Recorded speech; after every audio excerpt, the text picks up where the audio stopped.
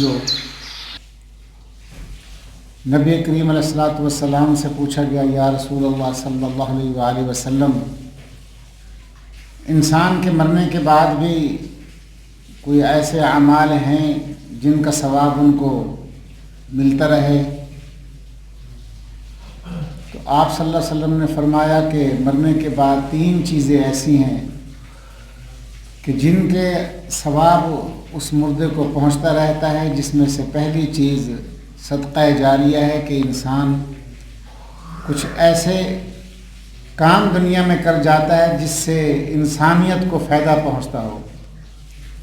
بعض لوگ اپنی زمینیں قبرستان کے لیے مختص کر دیتے ہیں، بعض اپنی زمینیں مدارس کے لیے مختص کر دیتے ہیں، بعض اپنی زمینیں مساجد کے لیے مختص کر دیتے ہیں۔ بعض لوگ ایسے ہیں جو مسلمانوں کے لیے، ان کی بستیوں کے لیے، ان کے لیے گزرگاہوں کا بندوبست کر دیتے ہیں۔ تو جب تک وہ چیز جاری رہے گی اس کا ثواب اس مرنے والے کو ملتا رہے گا،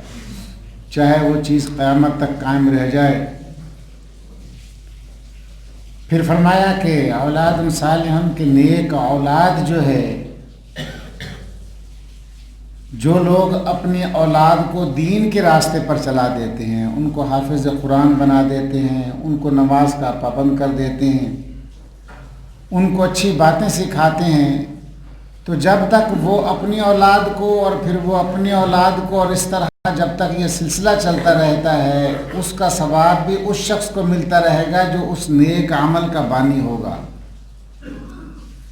یا پھر اولاد جب اپنے ماں باپ کے لیے دعا فرماتی ہے، دعا کرتی ہے، تو اس کا اجر عظیم بھی ملتا ہے۔ تو قیامت کے دن بعض لوگ ایسے ہوں گے کہ جنہیں ان کے ذاتی اعمال کی وجہ سے نہیں، ان کے اولاد کے عمل کی وجہ سے انہوں نے اپنے بیٹے کو حافظ قرآن بنا دیا، تو اس کے اکرام میں ان کو نور کے ممبر پر بٹھایا جائے گا، وہ نور کے ممبروں پر برا جمان ہوں گے، اور ان کو ایسی خلت عطا فرمائی جائے گی، اور ان کے سروں پر ایسے خوبصورت تاج ان کو پہنائے جائیں گے کہ لوگ یہ سمجھیں گے کہ یہ انبیاء میں سے ہیں یا صالحین و صدیقین میں سے ہیں۔ لیکن یہ ان کو یہ قدر و منزلت اس لیے عطا کی جائے گی کہ انہوں نے اپنے اولاد کو قرآن کا حافظ بنا دیا۔ پھر فرمایا کہ علم نافع، ایسا عمل، ایسا علم انسان چھوڑ گیا، جس طرح کہ علماء کرام انہوں نے مدارس بنائے ہوئے ہیں، کوئی قاری بن رہا ہے، کوئی حافظ بن رہا ہے، کوئی محدث بن رہا ہے، کوئی مفسر بن رہا ہے، کوئی علامہ بن رہا ہے، تو اللہ اور اس کے رسول کا جو دین، اس کی اشاعت کے لیے جن لوگوں نے کام کیا، اس کا بھی ثواب ان کو ملتا رہے گا۔ تو محترم دوست عزیز ہو، میرے خیال میں ہر بندہ عالم نہیں کہ اپنا علم چھوڑ جائے، اور ہر بندے کے پاس اتنی دولت نہیں ہوتی کہ وہ مساجد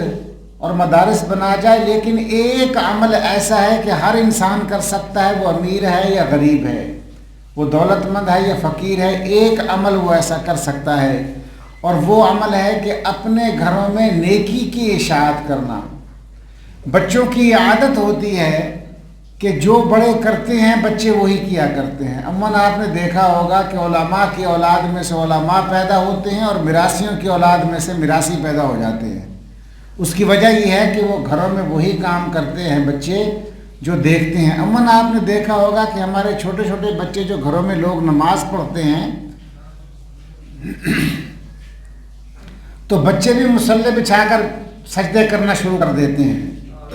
بچے بھی رکوع و سجود کرتے ہیں۔ بعض چھوٹے چھوٹے 2-3 سال کے بچوں کو دیکھا ہے کہ وہ کھڑے ہوتے ہیں، سیدھے سجدے میں چلے جاتے ہیں۔ ان کو نماز نہیں آتی، نہ ان پر فرض ہے، لیکن وہ اپنے والدین کو ایسا کرتے دیکھتے ہیں۔ امن دیکھا ہے کہ لوگ تسبیح فاطمہ انگلیوں پہ پڑھتے ہیں، انگلیوں پر جو ہے وہ ذکر کرتے ہیں، تو بچے بھی ان کو آتا ہے یا کچھ نہیں آتا، وہ بھی لب ہلاتے رہتے ہیں، ایسے انگلیاں چلاتے رہتے ہیں۔ اس کی وجہ یہ ہے کہ بچے دیکھتے ہیں، اپنے والدین کو دیکھتے ہیں، اپنے بزرگوں کو دیکھتے ہیں۔ اس طرح بعض لوگوں کی عادت ہوتی ہے کہ وہ اپنے بچوں کو مساجد میں لے کر آتے ہیں۔ بعض بچے اپنے بچوں کو پیسہ دیتے ہیں کہ یہ فقیر ہے، یہ بابا ہے، یہ ضعیف خاتون ہے، یہ اس کو دیں۔ پھر خوش ہو کے سے کہیں گے جب وہ فقیر اس کو دعائیں دے گا تو دیکھا کہ بیٹا وہ آپ کو دعائیں دے رہا ہے کہ آپ نے خیرات کی، اور پھر اس کا ذکر دوسروں سے کرتے ہیں کہ میرے بچے نے اس کو 10 روپے یا 20 روپے دیے تو فقیر اس کو دعائیں دیتا گیا۔ وہ یہ عادتیں کیوں کرتے تھے؟ وہ اس لیے یہ اعمال کیا کرتے تھے تاکہ بچوں میں خیرات دینے کی عادت بن جائے۔ بعض لوگ دیکھتے ہیں کہ آپ نے دیکھا ہوگا کہ اپنے والدین کے جوتے سیدھے کر رہے ہیں، بعض لوگ ایسے ہیں کہ اپنے والدین کے ہاتھ چوم رہے ہوتے ہیں۔ میں نے بعض لوگوں کو دیکھا ہے کہ جب وہ گھر میں آتے تھے تو سب سے پہلے آ کر اپنے والد کے ان کے پاؤں پر ہاتھ رکھتے، جو رواج ہے یہاں ضروری نہیں کہ پاؤں پہ ہاتھ رکھیں، بعض علاقوں میں کلچر ہے یہ عزت احترام کے لیے، بعض جاتے ہیں اپنی والدہ کا ماتھا چومتے ہیں، اپنی والدہ کے ہاتھ چومتے ہیں، ان کے کپڑے درست کر دیتے ہیں، ان کے سامنے ان کے جوتے رکھتے ہیں، ان کے جوتے پالش کرتے ہیں۔ تو ان کی جو اولاد چھوٹی جو ہوتی ہے وہ بھی دیکھتی ہے کہ جب دادا میں اٹھنا ہے تو دادا کا جوتا بھی سیدھا کر رہے ہوتے ہیں، اور دادا کو چھڑی بھی پکڑا رہے ہوتے ہیں، اور دادا کو چشمہ بھی دے رہے ہوتے ہیں، اور نانا کے لیے بڑھ بڑھ کر آگے اس کی چھڑی پکڑ کر اس کو چلا رہے ہوتے ہیں۔ تو یہ نیک عمل جب